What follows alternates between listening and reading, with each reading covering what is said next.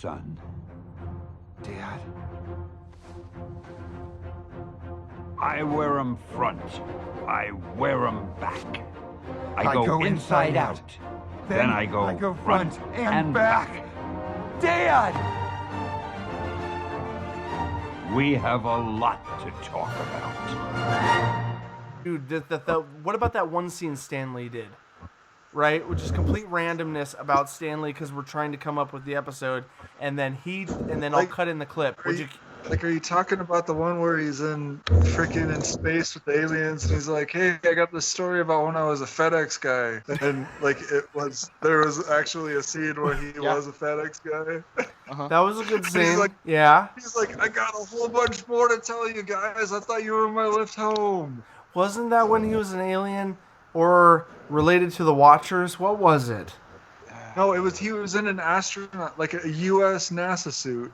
And he was sitting up there with the Watchers. Right. And he goes, yes. And then I was a FedEx guy, and nobody freaking... Wasn't there a theory that he might be... Yeah, it's actually been confirmed by Feige that he's a Watcher. That's what I thought. You know what? Crazy thing, guys. I thought, what we should do? This is what we should do for Stanley. This is what I'm thinking right now. Hey, you noisy kids, keep it down. You wouldn't want me to get angry, would you? Oh. Yeah. Yickety do that. Ping pong. Definitely make it time to go into the episode. Guys, let's do the episode.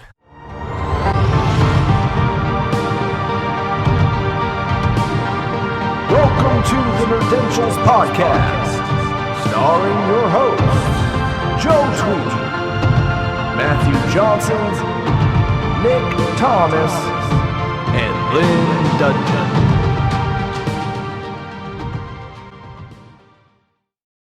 Well, here we are, guys. I guess it's only fitting that we should be put in our places by the legend himself.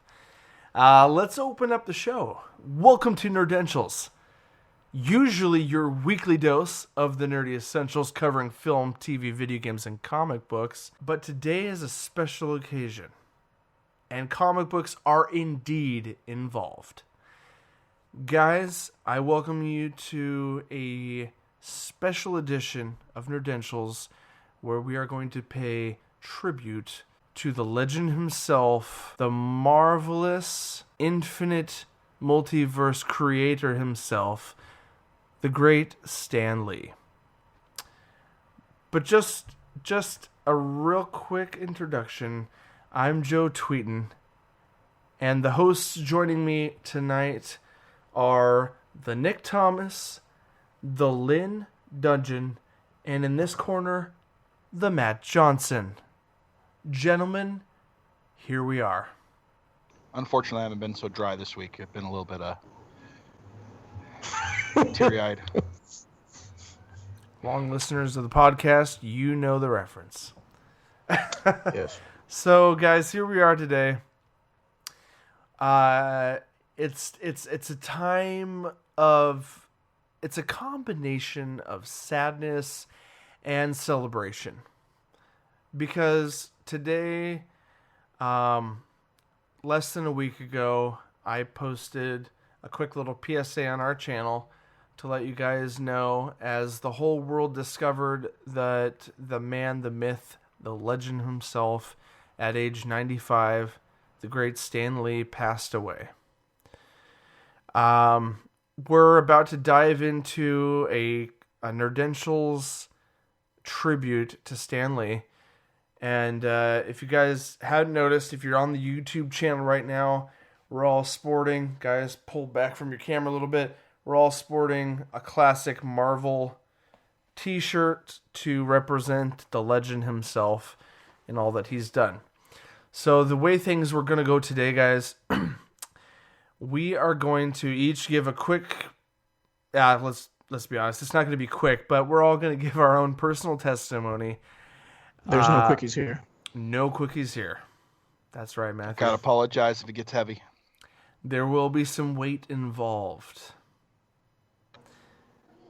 And to go with that weight, it's going to be a testimony from each of us about what we love about Stan Lee and what he has done as a grand creator of fantasy and imagination, and how he affected us personally in our lives. Then, just to give you guys a quick little glimpse into the latter half of the episode, we are going to dive into the awesome and sometimes hilarious cameos that the great Stan Lee himself found himself within the greater MCU. And we'll cover a little bit of the history about all his visual cameos in all these different movies, films, and whatnot. So, guys, that being said, let's start our testimonies off with, I don't know if you guys want to draw straws or if one of you feels super led to start this off. Well, hold on. Let me get a piece of paper and a pen. It's going to take me a little while to draw a straw. Thank Let's you, be Lynn. honest. If we're doing like comic book quality straws, it's going to take me a little while. Yes, and if you're going to draw one at the level that Stan Lee drew, or even wrote about, it's going to be a minute. That being said, I actually would say I nominate the comic book guru of our group to go first. so let's ask him first, because this is super heavy. Nick, would you like to go first or last based on your experience being the comic guru of our group? I can go first. All right, guys. Quick PSA to all you listeners and viewers. This shit is about to get heavy. Nick wanted to bring the heat first, so I'm Joe knows because we've talked about it. I'm joking, but also serious. In the description of this show, if you guys read it before we started, it's going to imply that there are weighty, emotional aspects to this episode. All right, Nicholas. There may be tears. It's about to get real. I'm going to let you kick things off. Personal testimony. I don't want to... No, man. Like right now I'm full of energy because we're together as a group, but during that PSA, things got heavy emotionally. So we're going to see how things go. I'm just going to let you talk, Nick. Go ahead. I can honestly say that comic books saved my life. And Stan Lee had a gigantic part in that. I don't talk about it very often, but I had a really messed up childhood. Had a lot of bad crap happen. And one of the few things that helped me get through it was the imaginative, creative universe, multiverse that Mr. Stan Lee himself created. It gave me strength and hope knowing that someone could think up of a world where someone had these superpowers that would save people from the exact things I was going through.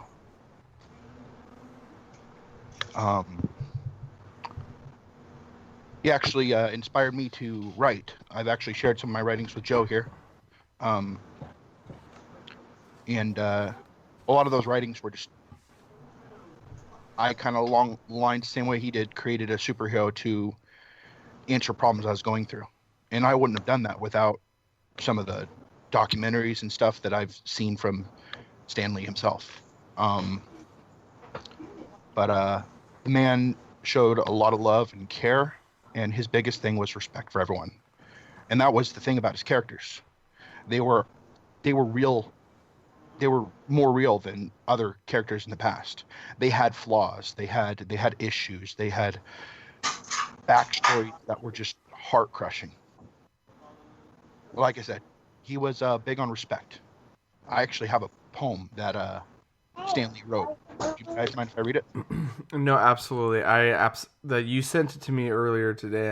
I love this poem. So go ahead, Nick. It's titled Respect. When God made man, he went all out, as far as we can tell. He made some black, he made some white, and other shades as well. He placed them on the verdant earth to live and love and thrive. He favored none, he loved each one, and kept that love alive. Now the Lord's perplexed and growing vexed at those who'd Mars plan. Instead of love, some practice hate, a practice we must ban. We all must share this tiny sphere on which we live and die. Respect for all in every way should be our battle cry. It's not too late to initiate friendship between the races, so let's heed the call of the Lord of all with the love that he embraces. Those are some heavy words coming out of Stanley.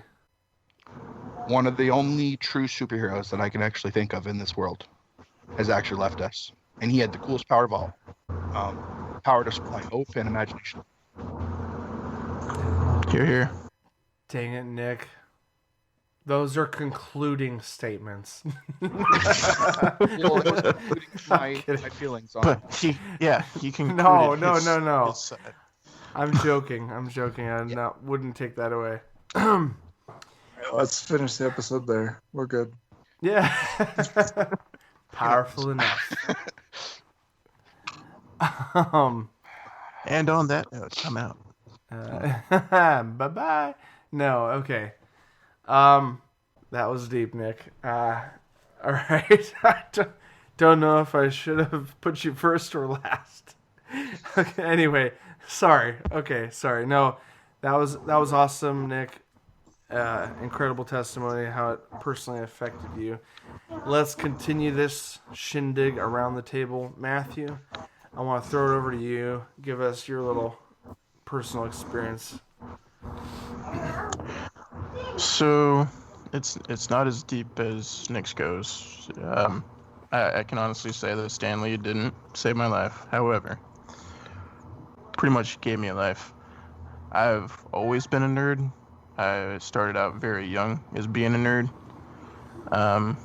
And growing up, I was always in the background with things. Like, not a lot of people like to talk to me, so I kept to myself.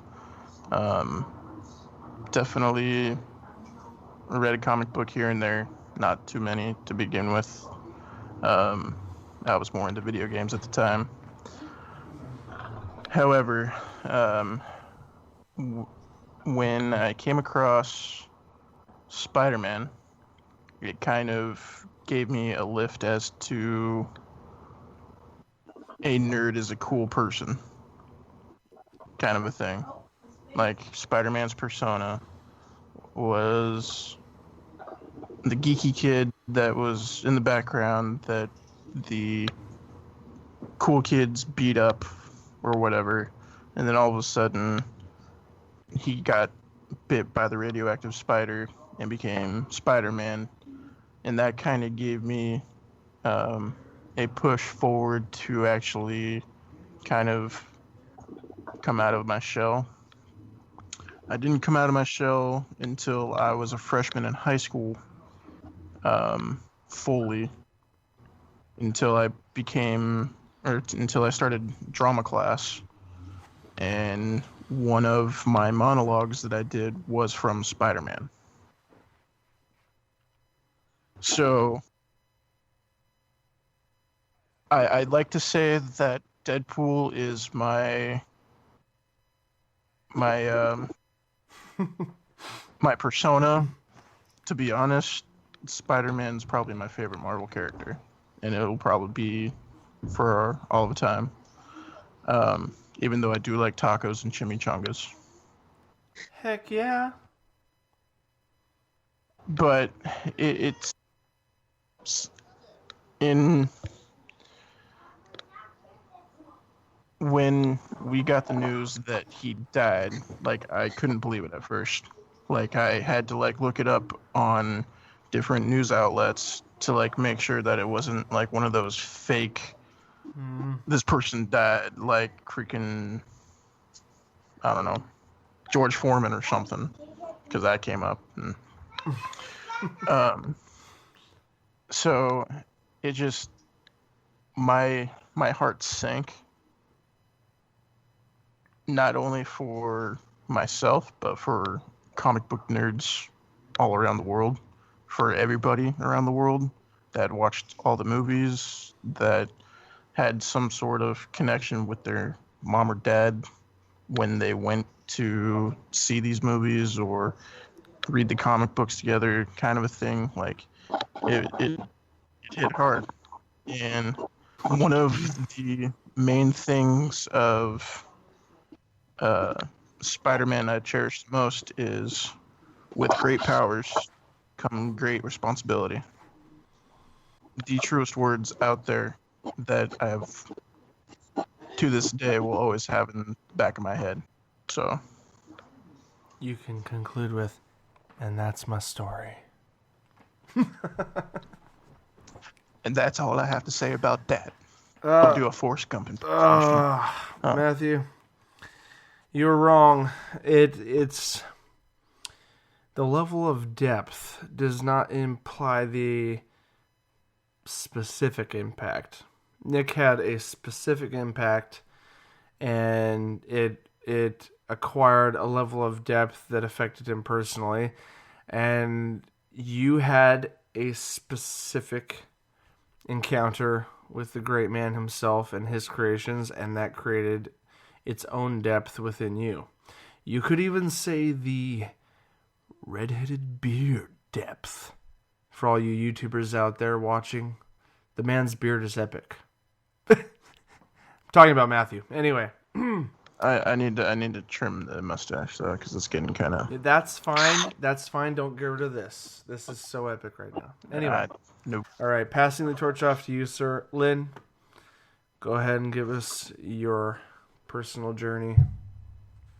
So, I got to start off by saying, like Matt, when I first heard about it, I was at work, and I could not believe it, because I figured that that guy would outlive me,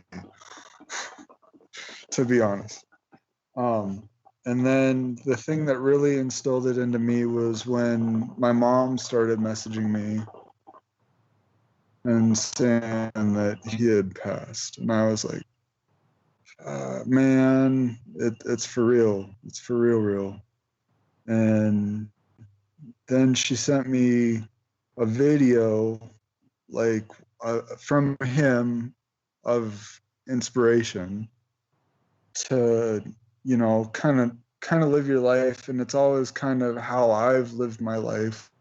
And it's just one of those things where it's tolerance, and knowing that we all come from similar backgrounds and the same if not similar creator, and you kind of have to have understanding of those around you.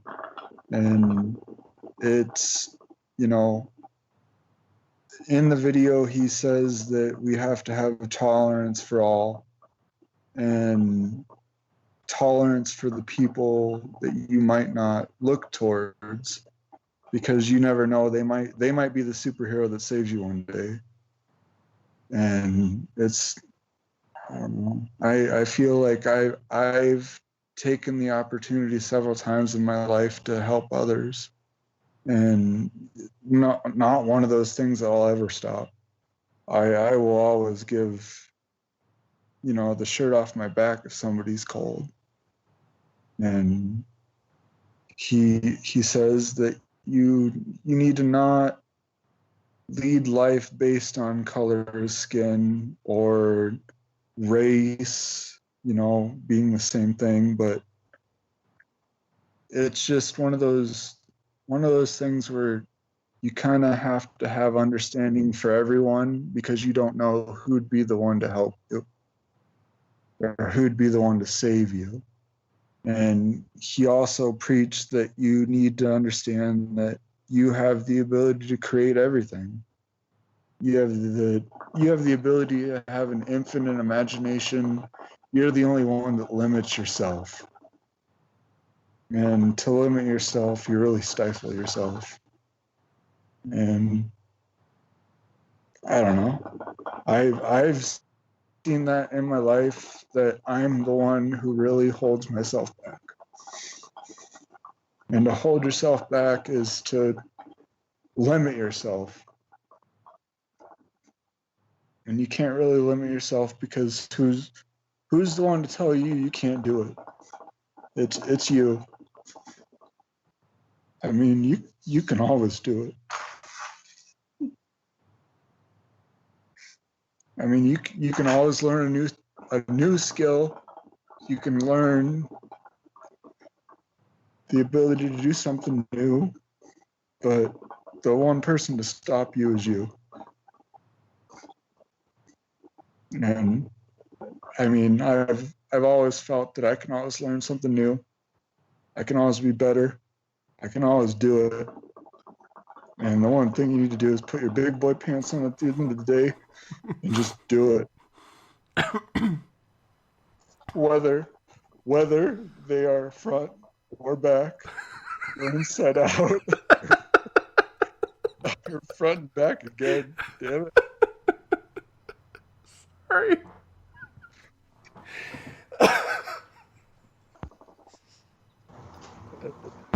Pause for a second. It's okay. Damn it, Lynn.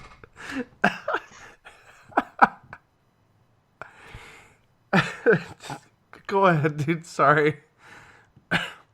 I know you were trying to lighten the moment for a second. You're good. But it's you're the only one that's gonna hold yourself back. You can't listen to what others tell you. You can do it. And that's what he really, the thing that my mom showed me in that video was that I've proven that I can do it. And I'm, I have no skill in anything that I do, but I've always learned it. Mm-hmm. And with the ability to learn, your imagination, and the ability to think outside the box and just do it, you can do it. And it just don't take this out of context. But like right now, I wish we weren't on Skype. I wish that I was right there next to you so I could give you a hug right now. Speaking of people that need hugs. and the thing that really got me into Stan and Marvel was when Dad first got me like what was it? It was a first edition when they first introduced Green Goblin into the scene. And that was my thing right there. And his thing was that, the Green Goblin, he saw something that was holding him back, and he thought outside the box. Although he did become a villain, but he saw that he could, he rose against. And I mean, he had a good cause in mind, but it was ultimately a bad idea. Mm-hmm. And that's another thing is my dad was always one of those guys that said that you kind of needed to remove impossible from your vocabulary, because nothing's impossible. It's going to be you at the end of the day that stops you from doing it. Absolutely, man. That's kind of my stand. That's the Stan spiel. Hey, Joe, do you mind rolling that clip that I was talking about that Nick sent me earlier, and the one that my mom sent too? Absolutely, man. All right, guys, real quick, here is the clip Lynn was talking about. Hi, heroes. This is Stan Lee coming at you. Want you to know, Marvel has always been and always will be a reflection of the world right outside our window. That world may change and evolve, but the one thing that will never change is the way we tell our stories of heroism. Those stories have room for everyone, regardless of their race, gender, religion, or color of their skin. The only things we don't have room for are hatred, intolerance, and bigotry. That man next to you, he's your brother. That woman over there, she's your sister. And that kid walking by, hey, who knows? He may have the proportionate strength of a spider. We're all part of one big family, the human family, and we all come together in the body of Marvel. And you're part of that family. You're part of the Marvel universe that moves ever upward and onward to greater glory. In other words, Excelsior. I'm not crying, you are. I know. I got saw. something I in my saw eye. every one of us wiping a few tears away as Lynn was talking. All right. So that Alright, clip. Joe, seems like it's you. All right. That clip just happened. All right, guys. Here's what I got. I'll give you guys my initial thoughts to him and the news. It's one of those weird things. I deal with the passing of people in a very different way than some, and I know it's the stages of grief, and my first stage always seems to just be disbelief. It's always shock and disbelief, and then the following time after that, I'm just trying to piece together what the reality of it all is. And 10 a.m. that morning, last week, when we got the news, thing is I was watching my kids. My wife was at work. I was watching the kids. It was early morning. I was at home, sitting on my couch, just jamming to some music. I was surfing on my phone, and then the headline popped up. Stan Lee, 95, and that was, to be honest, I had not known how old he really was up to that point, because the legend didn't have a timestamp in my mind, and I found out he was 95 that morning, and that he had left us. And the reason that is so it was just like quiet shock initially for me. Because for years, every movie I've gone into and come out of with my wife when we're watching the Marvel movies, we see that classic cameo at the end of every movie. And it's not so much a joke as just a quick little quiet statement that my wife says to me, or I'll say to her, is I'm going to be really sad when I don't see these cameos anymore. And so it's interesting with the PSA announcement I made last week. I didn't really have as many tears or emotional tears in my head, but I think a lot of it's flooding out because we're kind of making this a little personal right now. So and so like I make it a joke sometimes, and it's kind of how I cope with grief, but it's true. I made that statement probably a few months ago with like the last movie I went and saw with my wife, which was Infinity War, and there's a Stanley cameo in there somewhere, and we made the statement. It's good, that's going to be crazy and sad when we don't see those cameos anymore. And the thing is Stanley affected me more heavily in my adult life than anything. I did not grow up as a little kid so much. I was aware of his creations. I knew about Spider-Man. X-Men was my jam in the 90s. And so I knew about his creations, but I didn't really know the man until I hit early adulthood. Even earlier than that, going into high school is when I kind of really, I knew who the guy was. And the biggest thing that affected me the most out of who Stan was is his ability to view the world as a child.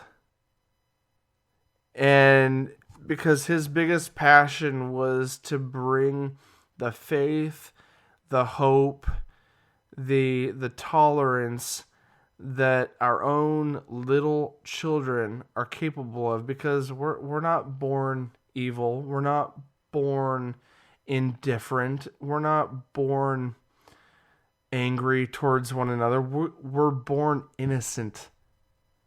When we are little children, we believe anything is possible, and anything someone shows us is possible. And that's what Stan Lee gave to us and gave to me. And that's what Stan Lee gave to the world, was the idea that anything is possible. And he lived that. He didn't just show it in his work. He lived it in his life.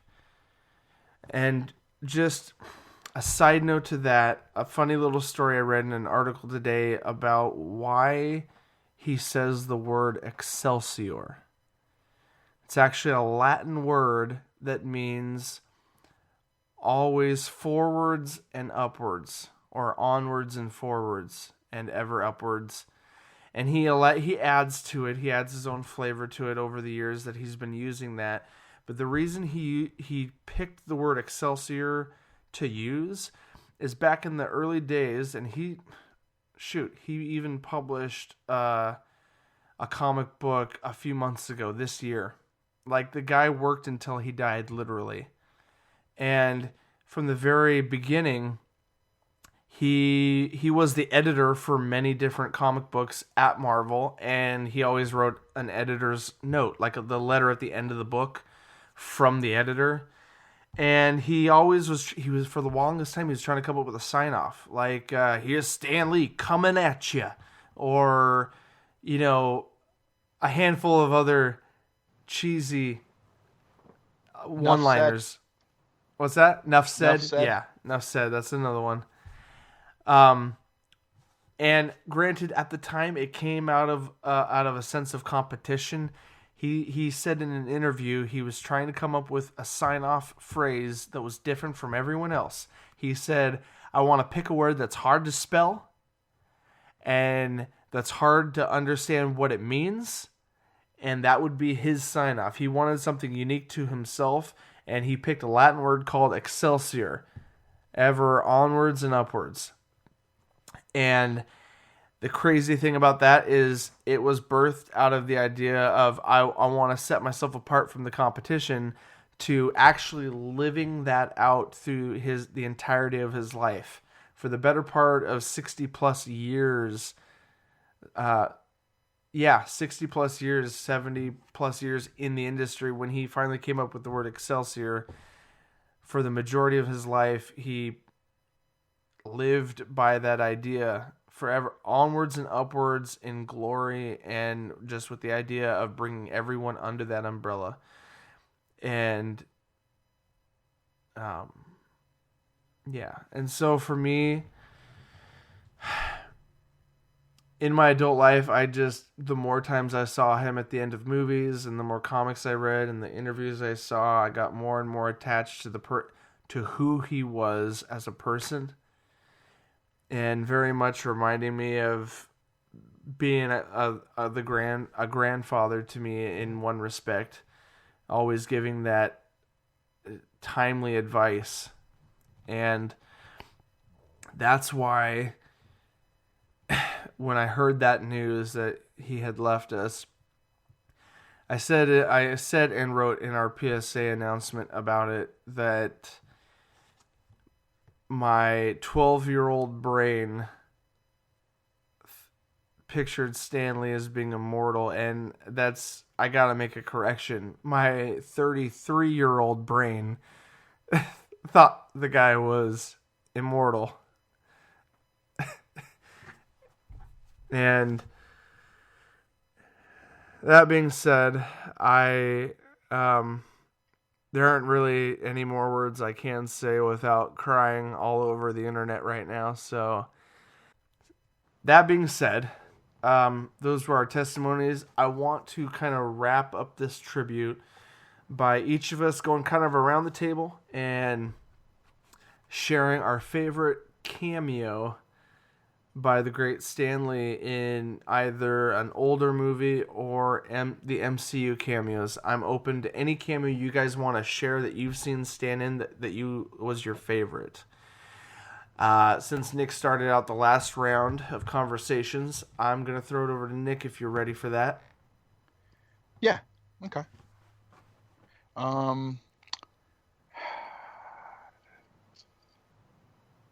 Favorite cameo would be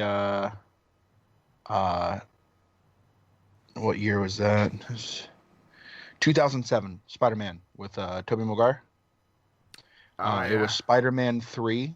It was the worst out of the whole series, but it had my favorite cameo that he ever did. At the end of it, Peter Parker's standing there, and there's this marquee sign that has this message rolling across saying that Spider-Man's going to get the key to the city. And Stan Lee walks up and stands right beside him, looks at him, puts his hand on his shoulder and says, "Hey, it does look like one man can make a difference." And then he stops and says, "Enough said," and turns and walks away. And it was just, it was awesome. Nice. Mix things up. Lynn, do you got one off the top of your head you want to share? Like the big one would probably be when Stan looked like he was in his prime of Mallrats. When he walks up and he's like, "Hey, you checking out what's in the window?" I saw that one. Yeah. And then he turns over to him and he goes, "Oh, I know you." And then Stan goes, "Yeah, I'm Stan Lee." And then he shakes his hand and walks off. And then he freaked out, realizing who it was.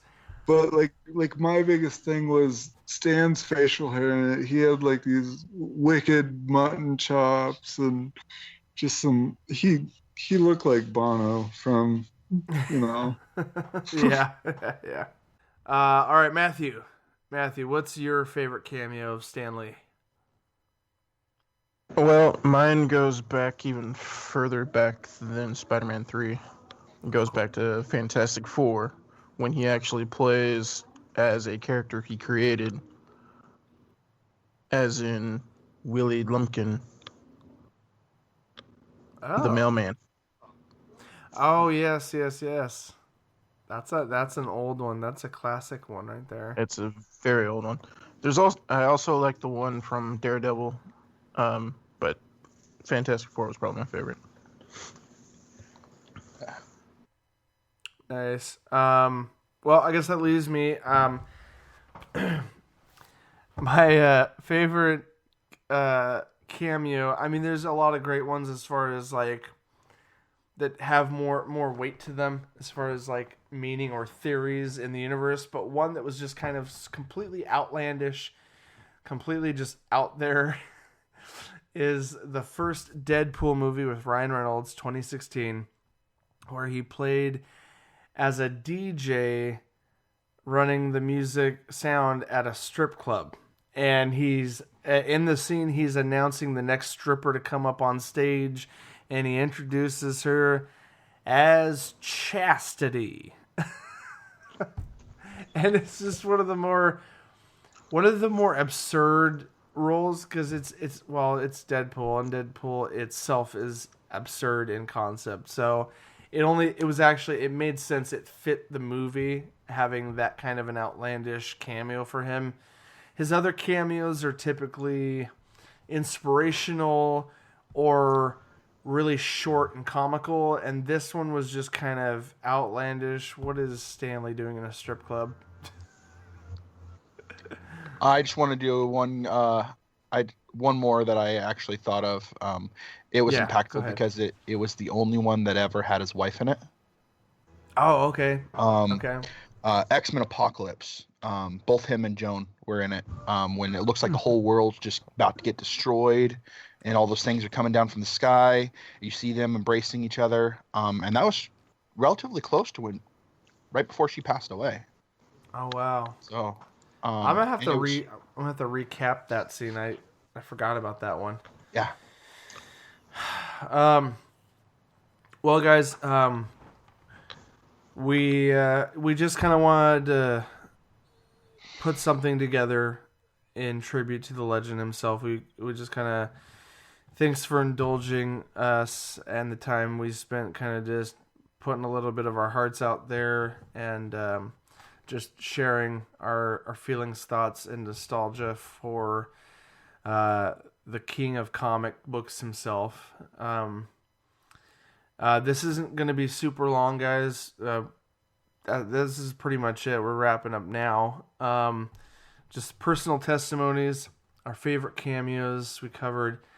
I'm not going to do any housekeeping or social plugs. You guys know where to find us. I will put this out there, though. If you guys want, in traditional Marvel Cinematic fashion, we'll have some post-credit scenes for you guys to check out here in a second. So if you guys want to stick around, enjoy the B-reel of the great Stan Lee. Before I exit, guys have any additional statements you want to make? Send-off statements. Anything? I have one thing. That was not it, but Well, I'm still holding my breath. Go on. Lynn mouthed the word. Yeah, never mind. Go for it. So this was coming to my head like when I was talking. Stanley gave us superheroes that were based on people that he actually knew, everyday heroes. Every one of us has that ability to be an everyday hero. Keep it up. Absolutely. And the clip that I played earlier, Stanley made that sentiment that Marvel is a reflection of the world around us in one of the interviews he made. And no, that's beautifully stated, Matthew. All right, guys. That being said,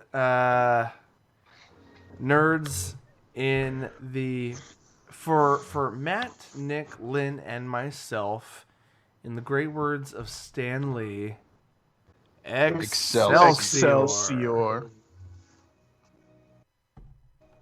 We're never on time. You shouldn't expect it to happen here. Oh, I know.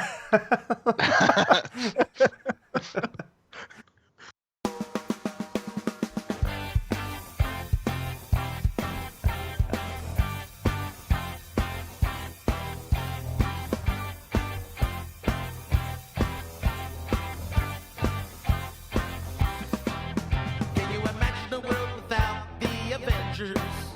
Can you imagine a world without Spider-Man? Can you imagine a world without the God of Thunder? Can you imagine a world without a guy named Stan? Can you imagine a world without Tony Stark? Can you imagine a world without his Iron Man? Can you imagine a world without Captain Marvel? Can you imagine a world without a guy named Stan?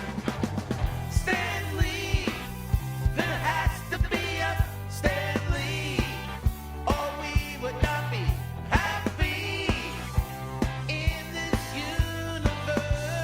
Whoa, oh, oh, oh, oh. Stan Lee, there has to be a Stan Lee, or maybe 2 or 3 in the multiverse. Whoa. Can you imagine a world without Magneto? Can you imagine a world without Titanium Man?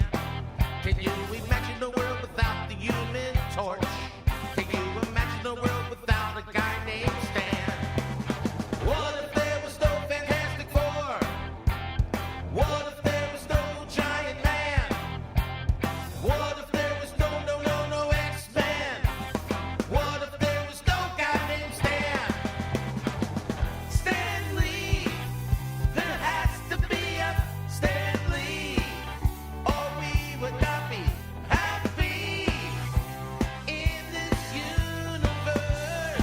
Whoa, oh, oh, oh, oh. Stan Lee, there has to be a Stan Lee, or maybe 2 or 3 in the multiverse. Whoa, oh, oh, oh. What would the heroes do without the villains? Hey! What would the heroes do without a plan? Hey! What would the heroes do without the sidekicks? Hey! What would the heroes do without a guy named Stan? Their creator is a marvel, a most fantastic man. And don't call him Mr. Lee, he's just a guy named Stan.